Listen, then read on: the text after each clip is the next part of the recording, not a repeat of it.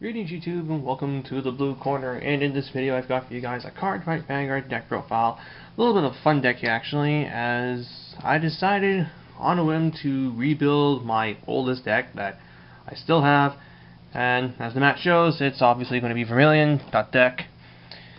Not gonna lie, this deck has aged terribly. It's not even close to competitive, like it's casual at best. It can still somewhat hold its own. I actually had some games against my friends as more legit decks like Raging Form, Glendios, why do they want to call them Grandios, and Liberators, and I forget what else I played against, but the Blood actually didn't do half bad. I won a couple games, I obviously lost some games too because of power creep, but all I have to say is that this was still pretty fun to play.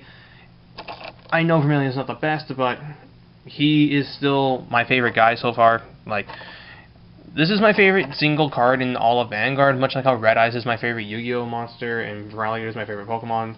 Vermillion is pretty much my avatar for this game, so being able to just bring it out. Thunderbolt every now and then, pretty fun, although Thunderbolting is terrible, and I'll explain that in a bit, but I'll just show you guys an updated version of my good old Vermillion deck. If you're wondering about my Eradicators, I don't have a concrete build of them yet. I need to get more Ignition Dragons, but if I could pick up Ignition Dragons, then I could also pick up Maelstrom Reverses, and I'd be done that deck, so it's kind of why that's on the back burner. Plus, there's stuff coming up that I could also put my money towards, so yeah. Anyway, so let's get started with the starter, Spark Kid Dragoon. I was actually testing Lizard Soldier Seishin for the last week and a half, but then I ended up dropping it for this, as while Seishin's good for getting rid of grade 0s, and there's a lot of really good grade 0s, the ability to just look for that grade 3 is really important. And even though you may sometimes whiff with this guy and not see a grade 3, that means basically that because you whiffed, well, first off, you weren't going to drive check a grade 3 that turn, and you're likely going to be on your grade 2 for that turn, so no drive check for a grade 3.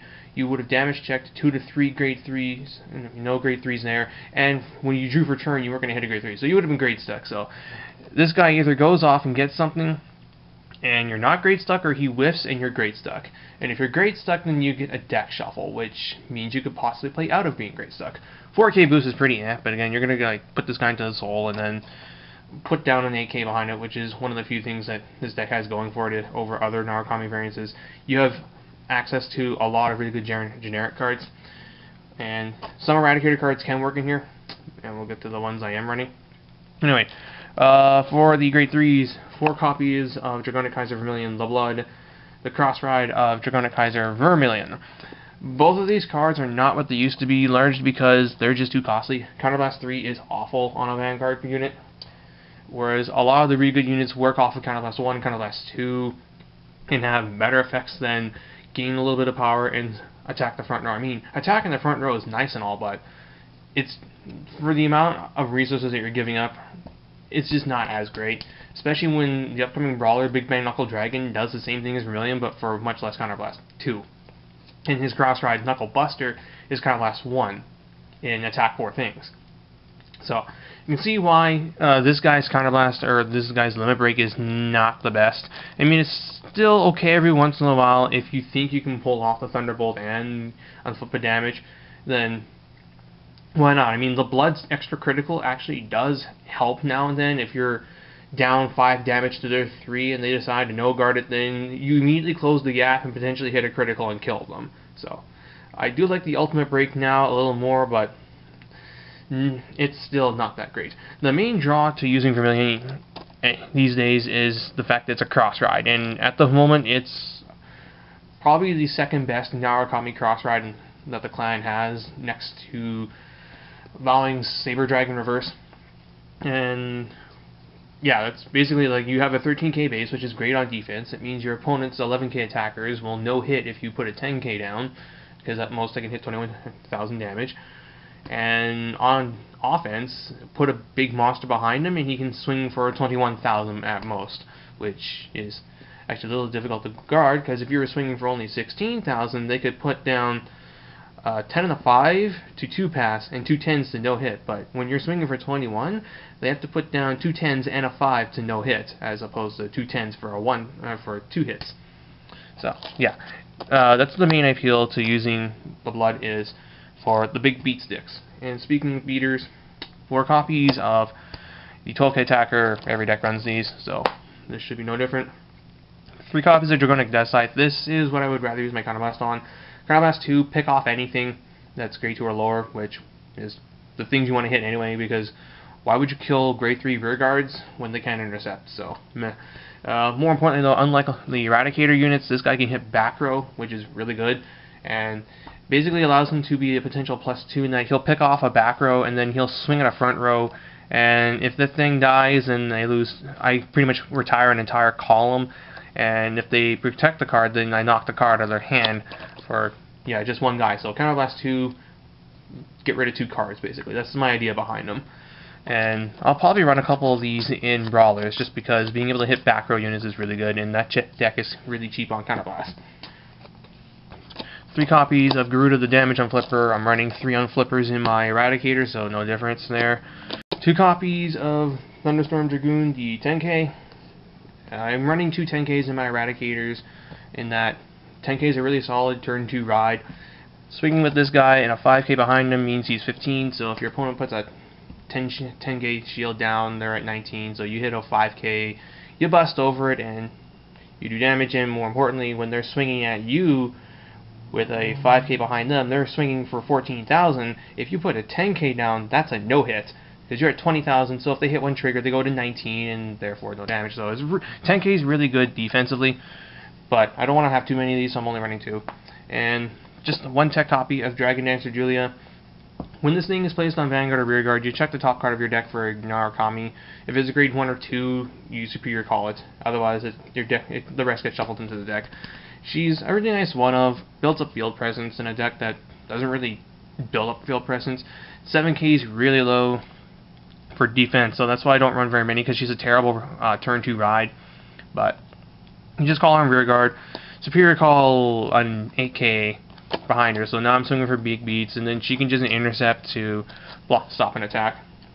If I have the blood in play, that means I have 18k, so I'm allowed to guard everything that's 17 and under, which is actually really important. So that's why I run just the 1 copy of her. As for the grade 1s, 4 copies of the 8k attacker, Red River Dragoon. I've forgotten just how strong these things are to have in a deck, as this column is 18,000, which is enough to tie cross-ridden Vanguards that have a 5k trigger already on them. And this guy with a cross-red in the blood is 21,000, and I already talked about the merits of swinging for 21,000 against your opponent's 21,000 Vanguard. I mean, 11,000 Vanguard.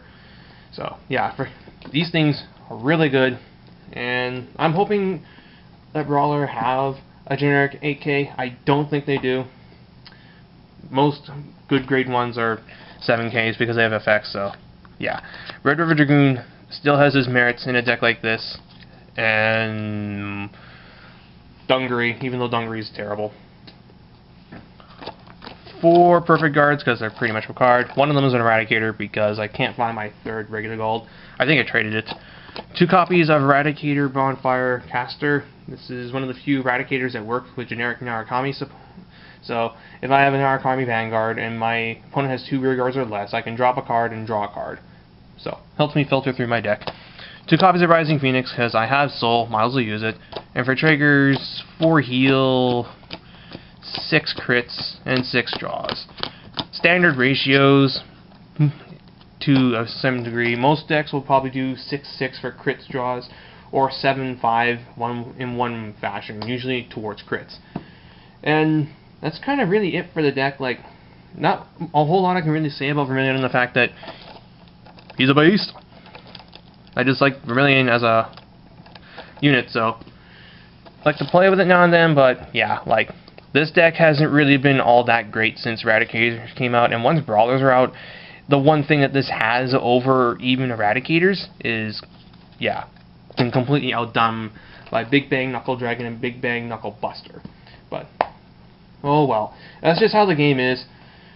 Basically everything from pre-BT10 already is not that great, and then once BT16 comes out, everything from before that, with the exception of Glendios, Novell, and a few other decks, will be also really difficult to play in those games. But yeah, that's just the power creep for you.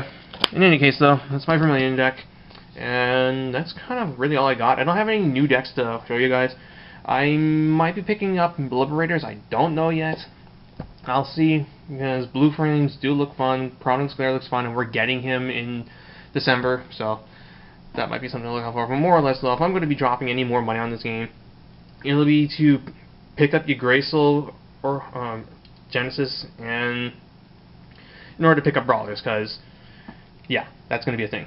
In any case, though, hope you guys enjoyed this. Thank you all for watching. Until next time, this is Blue Star 99. Jack.